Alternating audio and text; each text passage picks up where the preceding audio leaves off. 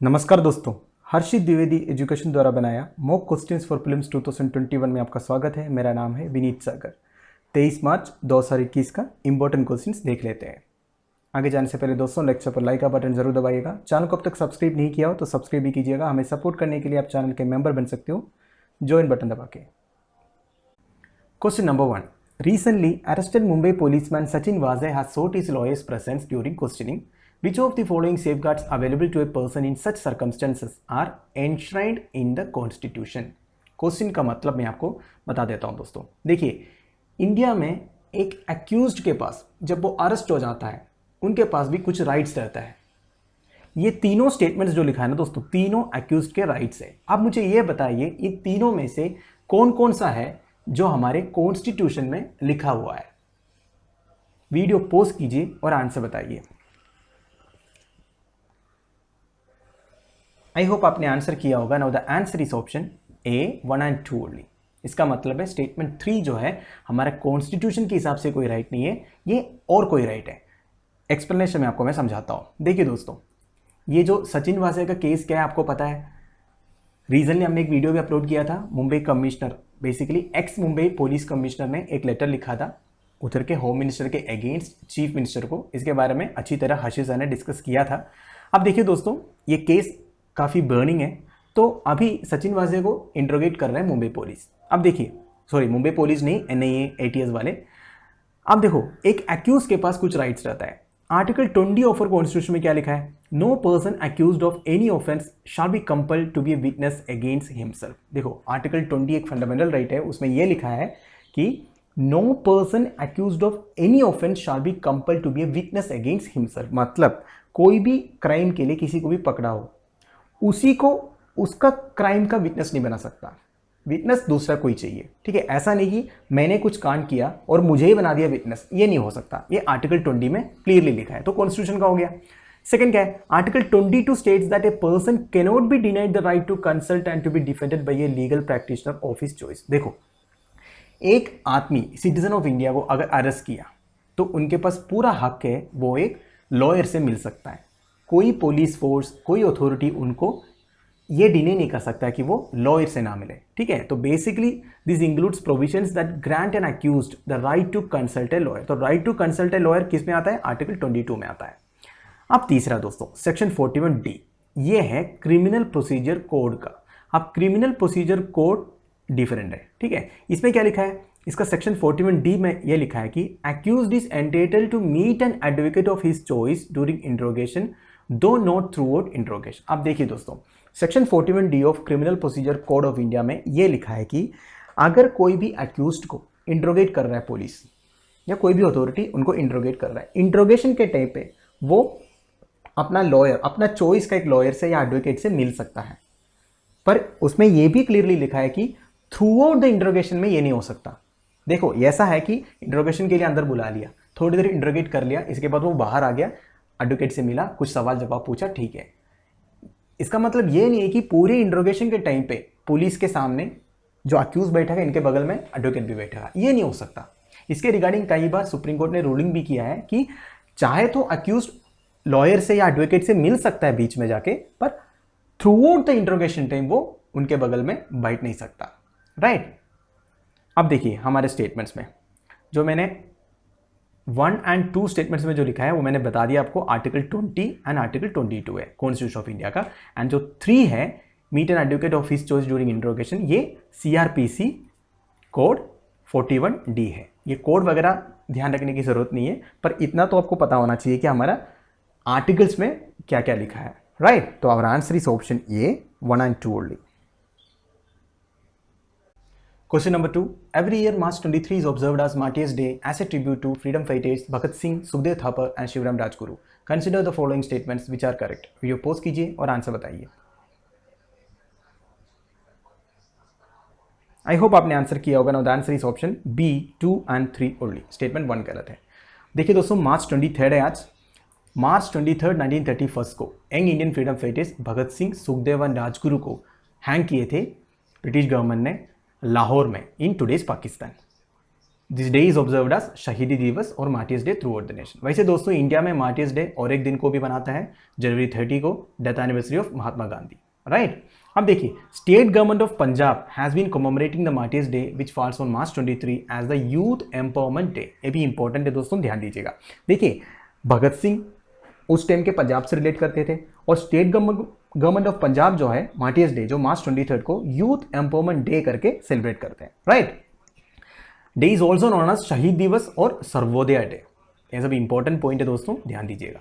अब देखो दोस्तों, ये जो भगत सिंह, सुखदेव थापर एंड शिवराम राजगुरु को हैंग क्यों किए थे? क्योंकि इन्होंने असैसिनेट किया था जॉन सॉन्डेस, एक ब्रिटिश पुलिस ऑफिसर को 1928 में। अब देखिए दोस्तों, एक्चुअली ये लोग मारना चाहते थे जेम्स कोर्ट को, पर गलती से जॉन सॉन्डेस को मार दिया। अब ये जेम्स कोर्ट को क्यों मारना चाहते थे? क्योंकि इट वॉज कोर्ट who had ordered lathi charge which eventually led to the death of Lala Lajpat Rai. James कोर्ट ने जो लाठीचार्ज ऑर्डर किया था, उनकी वजह से लाला लाजपत राय की मौत हुआ था। इसलिए ट्रायो ने जेम्स कोर्ट को मारना चाहते थे, पर गलती से जॉन सॉन्डेस को मारा। अब मारा तो मारा, ये तो एक ऑफेंस है, इसलिए ब्रिटिश गवर्नमेंट ने तीनों को हैंगिंग की सजा दे दिया। अब देखिए statements. The trio were hang to death for assassinating James कोर्ट, a British police officer in 1928। गलत है दोस्तों, एक्चुअली जॉन सॉन्डेस को मारा था, जेम्स कोर्ट को मारना चाहते थे। Second, it was James Court who had ordered lathi charge, which eventually led to death of Lala Lajpat Rai. Very correct. State government of Punjab has been commemorating the Martyrs Day, which falls on March 23rd as the Youth Empowerment Day. Very, very correct. So answer B, 2 and 3 only. Question number 3. The government has recently formed a committee to popularize the legacy of 11th century Tomar king Anangpal II. Consider the following statements with respect to Anangpal II, which are correct. Video pause कीजिए और answer बताइए।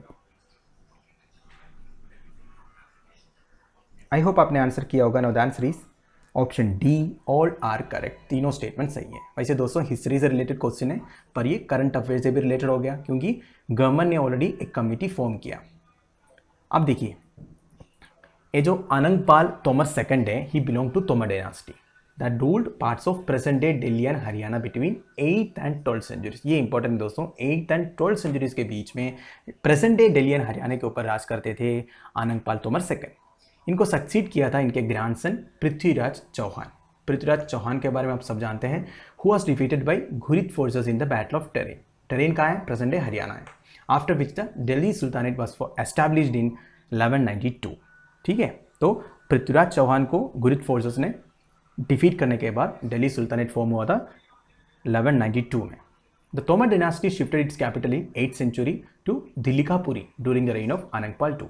तो देखिए दोस्तों, दिल्ली, आज के दिल्ली, उस time का दिल्लिकापुरी 8th सेंचुरी में तोमर डायनास्टी ने कैपिटल बना दिया था।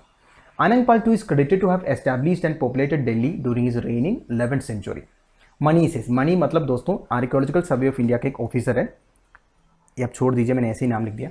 Anangpal II was instrumental in populating Indraprastha and giving its present name Delhi. तो बेसिकली दोस्तों दिल्ली को अपना प्रेजेंट नेम देने का क्रेडिट भी अनंगपाल II के पास है। ये आर्कियोलॉजिकल सर्वे ऑफ इंडिया के ऑफिशियल ने बोला है, तो आप इसको मान के चल सकते हो। The reason was in ruins when he ascended the throne in 11th century. It was he who build Lalkot fort and Anangtal baoli. ये वेरी वेरी इंपॉर्टेंट दोस्तों, ये दोनों मॉन्यूमेंट्स अनंगपाल II ने बनाया था, राइट। देखिए स्टेटमेंट्स देख लीजिए। पहला क्या लिखा है? He belong to Tomar dynasty that ruled parts of present day Delhi and Haryana between 8th and 12th centuries। Very very correct. Anangpal Tomar II was succeeded by Prithviraj Chauhan. Very very correct. Anangpal II was instrumental in populating Indraprastha and giving it its present name Delhi. तो दिल्ली का पुराना नाम भी है इंद्रप्रस्था। तो तीनों statements हमारा सही है। Answer is option D, all are correct. Question number 4. The government of India has conferred the Gandhi Peace Prize for the year 2020 on Bangabandhu Sheikh Mujibur Rahman. Consider the following statements regarding the Gandhi Peace Prize, which are correct. Video post कीजिए और answer बताइए।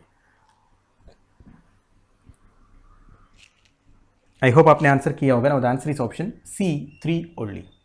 Statement 1 and 2 गलत है। अब देखिए दोस्तों, news में इसलिए आया था कि गवर्नमेंट ऑफ इंडिया ने ये डिसाइड किया है 2020 का Gandhi peace prize Bangladesh father of nation Sheikh Mujibur Rahman को कन्फर करने के लिए।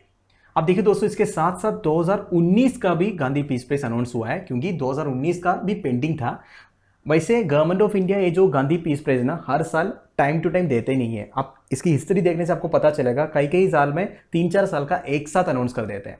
तो इस साल 2021 में 2019 का एंड 2020 का डिक्लेयर कर दिया, जिसमें 2020 का मिला है शेख मुजीबुर रहमान, जो बांग्लादेश का पहला प्रेसिडेंट था, फादर ऑफ नेशन है, जिनको बांग्लादेशी प्यार से बांगबंधु बुलाते हैं। और 2019 का दिया है ओमान का लॉन्ग टाइम रूलर सुल्तान खबूस को, राइट। अब देखिए, this is the first time that prestigious prize for 2019 and 2020 has been awarded posthumously। posthumously मतलब कोई मरने के बाद ये अवार्ड देता नहीं था, पर ये पहली बार ऐसे हुआ है 2019 का और 20 का अवार्ड जो है पोस्टमसली दे रहा है, राइट। अब ये जो सुल्तान खबूस के बारे में, वो ओमान का, उनका पूरा नाम देखिए, सुल्तान खबूस बिन साइद अल साइद।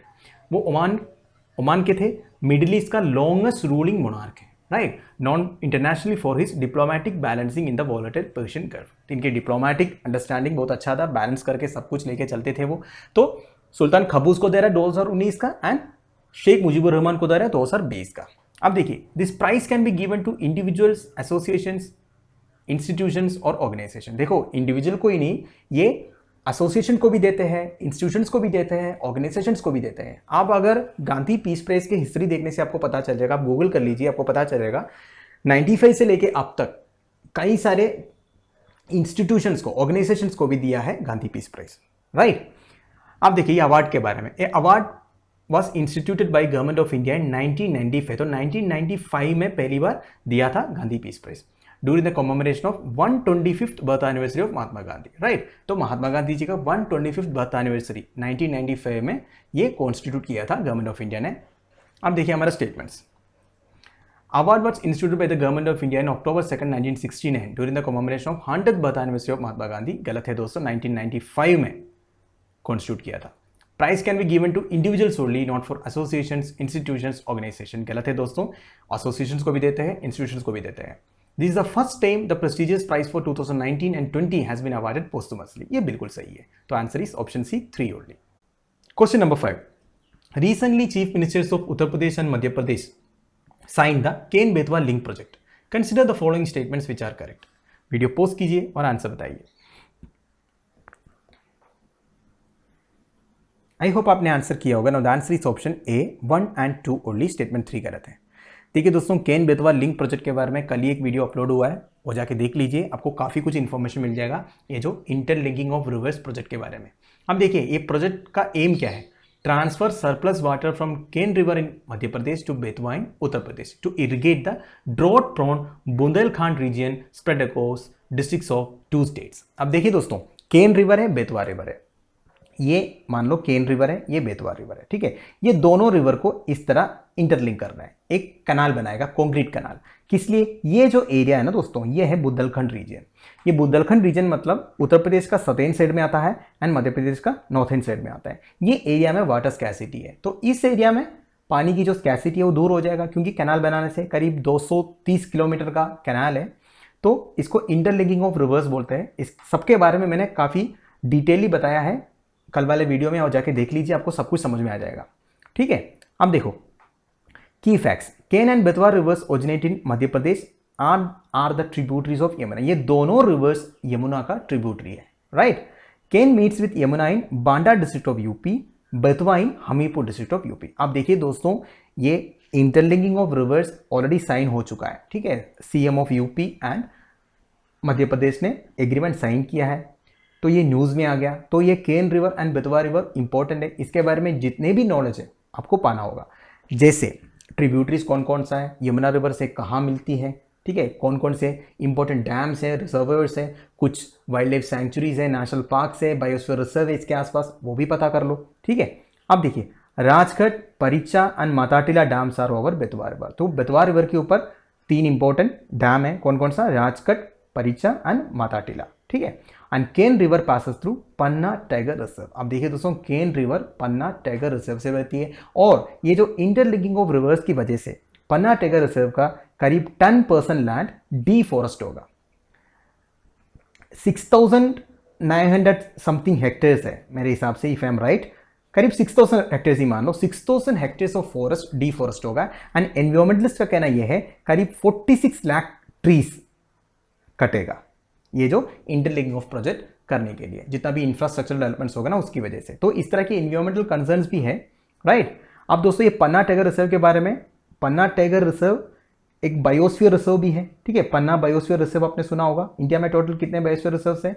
मेरे हिसाब से इफ आई एम करेक्ट 22 है, आई डोंट नो, आप चेक कीजिएगा। तो पन्ना भी एक बायोस्फीयर रिजर्व है, ये भी ध्यान दीजिएगा। अब देखिए हमारा स्टेटमेंट्स, पहला क्या है? Ken and Betwa rivers originate in MP and other tributaries of Yamuna. Very very correct. Ken meets with Yamuna in Banda of UP and Betwa in Hamirpur of UP. Very very correct, दोनों यूपी में है। तीसरा क्या है? Betwa river passes through Panna tiger reserve. ये गलत है दोस्तों, एक्चुअली केन रिवर है जो पन्ना टाइगर रिजर्व से बहती है। तो आंसर इस ऑप्शन ये 1 and 2 ओनली। तो दोस्तों हमारे डेली 5 मॉक क्वेश्चन इधर खत्म हो रहा है। कल एक क्वेश्चन पूछा था, which are the only 2 countries that border 3 oceans. Actually question में थोड़ी सी गलती थी।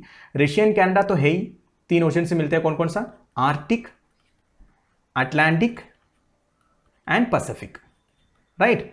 पर दोस्तों मैंने जब कमेंट्स पढ़ा आप लोगों का तब मुझे ये भी पता चला ऑस्ट्रेलिया न्यूजीलैंड जो है ये भी 3 ओशन से मिलता है, जैसे Indian, Pacific and southern ocean. तो ये दोनों इसका आंसर है, ये इंपॉर्टेंट है, ध्यान दीजिएगा दोस्तों। रशिया एंड कनाडा भी है, ऑस्ट्रेलिया न्यूजीलैंड भी है। Sorry for that. आज का क्वेश्चन देख लीजिए, थोड़ा सा इंटरनेशनल हिस्ट्री से रिलेटेड है। A complex of over 40 concentration and extermination camps operated by Nazi Germany in occupied Poland during World War II and the Holocaust. It consisted of a concentration and extermination camp with gas chambers, a labor camp for the chemical conglomerate IG Farben, and dozens of subcamps. The camps became a major site of the Nazis' final solution to the Jewish question. About which concentration camp the statement refers to? इस question का answer आप मुझे comment box में बता दीजिएगा। तो दोस्तों ये वीडियो मैं इधर बंद कर रहा हूँ। मैं उम्मीद करता हूँ मेरे वीडियो से आप लोगों का कुछ यूज़ हो रहा है।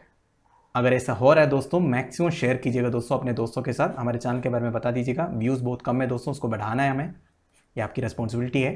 काफ़ी मेहनत लगता है दोस्तों 5 क्वेश्चन को बनाने में, तो प्लीज़ उसको शेयर कीजिएगा। लेक्चर की PDF एज यूजुअल आपको टेलीग्राम चैनल में मिल जाएगा, इसका लिंक नीचे प्रोवाइडेड है।